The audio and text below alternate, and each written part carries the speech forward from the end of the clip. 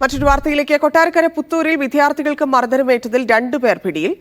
കൈതക്കോട് സ്വദേശികളായ അമൽ, വിഷ്ണു എന്നിവരാണ് അറസ്റ്റിലായത്. സ്വകാര്യ ബസ്സിൽ നായയെ കയറ്റിയത് വിദ്യാർത്ഥികൾ ചോദ്യം ചെയ്തതിനായിരുന്നു ആക്രമണം. ഇന്നലെ വൈകിട്ടായിരുന്നു സംഭവം.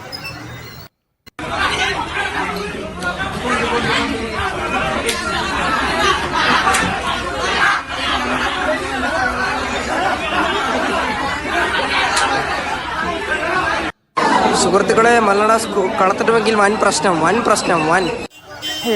ലിജോ റോളൻസ് ചേരുന്നുണ്ട്. ലിജോ, ഇതെന്തായിരുന്നു സംഭവം? ഇവരെങ്ങനെയാണ് ഇപ്പോൾ പിടിയിലായിരിക്കുന്നത്? ധന്യ, കൊട്ടാരക്കര കൊല്ലം റൂട്ടിൽ സർവീസ് നടത്തുന്ന സ്വകാര്യ ബസ്സിൽ ഒരു നായയെ കയറ്റിയതുമായി ബന്ധപ്പെട്ട തർക്കമാണ് വലിയ രീതിയിലുള്ള ഒരു കയ്യാങ്കളിയിൽ കലാശിച്ചിരിക്കുന്നത്. വിദ്യാർത്ഥികളായ 2 പേർക്ക് മർദ്ദനമേൽക്കുകയും ചെയ്യുന്നു. പോലീസിനോട് സംസാരിക്കുമ്പോൾ കേസിനാസ്പദമായ സംഭവത്തെക്കുറിച്ച് പറയുന്നത് ഇങ്ങനെയാണ്. ഇന്നലെ വൈകുന്നേരം 4 മണി കഴിയുന്ന സമയത്ത് പുത്തൂരിന് സമീപത്ത് നിന്ന് 2 യുവാക്കൾ ഒരു നായയുമായി ആ സ്വകാര്യ ബസ്സിൽ കയറാൻ ശ്രമിച്ചു. പക്ഷേ ജീവനക്കാർ ആദ്യം അത് അനുവദിച്ചില്ല. പക്ഷേ അവർ ബഹളമുണ്ടാക്കി വീണ്ടും ബസ്സിനകത്ത് കയറി.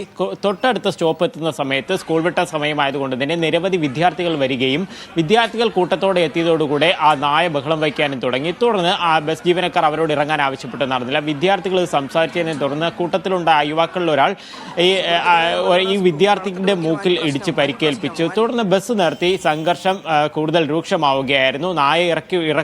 നായയും യുവാക്കളോടും കൂടെ ഇറങ്ങിപ്പോകണമെന്ന് ആവശ്യപ്പെട്ടതിനെ തുടർന്നാണ് സംഘർഷം കൂടുതൽ വിഷയങ്ങളിലേക്ക് മാറിയത്.